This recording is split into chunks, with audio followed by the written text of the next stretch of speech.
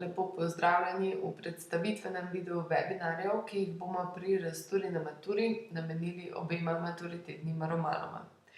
Ne pozabite se registrirati na naši platformi Razturi na maturi, kjer vas bodo kmalu čakali vsi webinarji. Subscribajte se še na naš YouTube channel, followajte nas na Instagramu, najdete pa nas tudi na TikToku in Facebooku. No, letošnji tematski sklop je predmetna komisija naslovila V svetu blišča in bede. Za obvezni besedili je določila roman Čudežni Feliks slovenskega pisatelja Andreja Henga in roman Veliki Gatsby ameriškega pisatelja Francisa Scotta Fitzgeralda.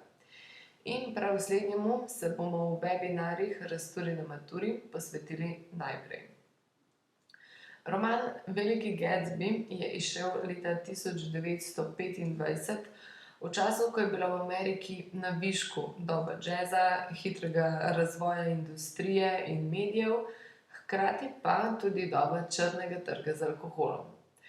Fitzgerald, del izgubljene generacije resigniranih cenikov, ki so v mladosti izkusili prvo svetovno vojno, je roman postavil v bleščeče newyorško predmestje Long Island. Roman se začne s prihodom Nicka Carrawaya v New York, kjer si želi nadgraditi svojo kariero.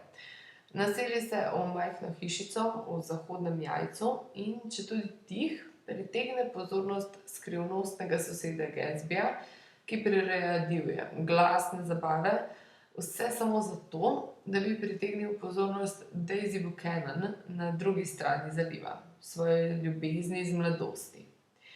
S svojo mirnostjo in pronicljivostjo postane Nick vezni člen med Gatsbyjem in Daisy, a zveza kljub najboljšim namenom ne uspe.